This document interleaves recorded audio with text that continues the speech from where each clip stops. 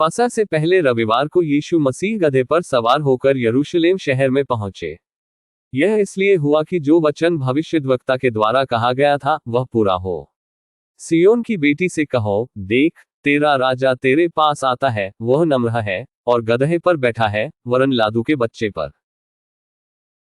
यीशु के आगे आगे चल रही भीड़ और पीछे पीछे चल रही भीड़ चिल्लाने लगी, दाऊद के पुत्र की जय हो।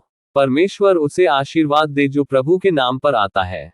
परमेश्वर की स्तुति हो। और जब यीशु मसीह यरूशलेम मंदिर में पहुंचे तो उन्होंने वहां खरीद फरोख्त करने वालों, पैसे बदलने वालों और कबूतर बेचने वालों की कुर्सियों से भरी भीड़ देखी और उनसे कहा, शास्त्रों में लिखा है कि परमेश्वर ने कहा, मेरा मंदिर प्रार्थना का घर कहलाएगा, परंतु तुम उसे चोरों का अड्डा बनाते हो। अब इस शास्त्र पर मनन करें।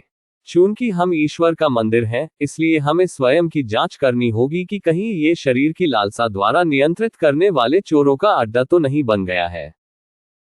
जैसा कि यूहन्ना के सुसमाचार में लिखा है कि चोर किसी और काम के लिए नहीं परंतु केवल चोरी करने और घात करने और नष्ट करने को आता है। क्योंकि रोमियो पत्र में लिखा है, शरीर पर मन लगाना तो मृत्यु है, परंतु आत्मा पर मन लगाना जीवन और शांति है।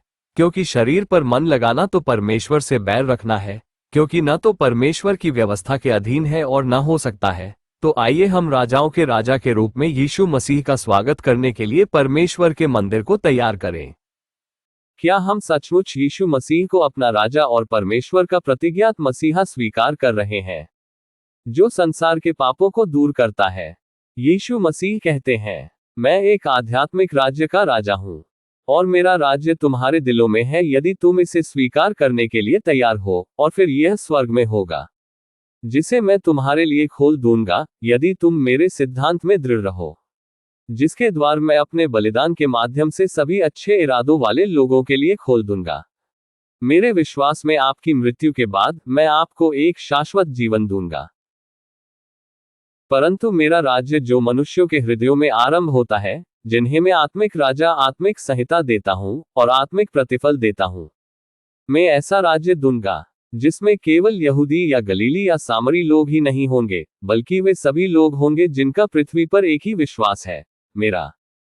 और स्वर्ग में उनका एक ही नाम होगा, संत। जाति और जातियां के बीच विभाजन पृथ्वी पर ही बने हुए हैं और यहीं तक सीमित है। मेरे राज्य में भिन्न भिन्न जातियां नहीं होंगी, बल्कि केवल परमेश्वर की संतानों की जाति होगी। एक ही पिता की संतानें एक ही वंश की हो सकती है। वह पृथ्वी का राजा नहीं था क्योंकि वह राजा बनना नहीं चाहता था, क्योंकि उसका राज्य इस संसार का नहीं था। वह परमेश्वर का पुत्र था, देहधारी वचन था, और वह पृथ्वी की चीजों को स्वीकार नहीं कर सकता था। वह संसार और शरीर में आना चाहता था, आत्मा और संसार का उद्धार करने के लिए शरीर धारण करना चाहता था, लेकिन वह संसार के आडंबर या पाप के प्रलोभनों के अधीन नहीं था, और उनमें कुछ भी कामुक और सांसारिक नहीं था। प्रकाश अंधकार में लिपटा हुआ नहीं था। अनंत ने सीमित चीजों को स्वीकार नहीं किया, बल्कि मांस और पाप द्वारा सीमित प्राणियों को स्वीकार किया। जो लोग उस पर विश्वास करते थे, उन्हें सच्चा राजसी दर्जा देकर उसने प्राणियों को अपने जैसा बना दिया, और स्वर्ग में स्थापित करने से पहले मनुष्यों के हृदयों में अपने राज्य की स्थापना करना, जहां यह उन सभी के साथ पूर्ण और शाश्वत होगा जो बचाए गए हैं। प्रार्थना। प्रभु परमेश्वर, इस संदेश के लिए यीशु के पवित्र नाम में आपको धन्यवाद देते हैं।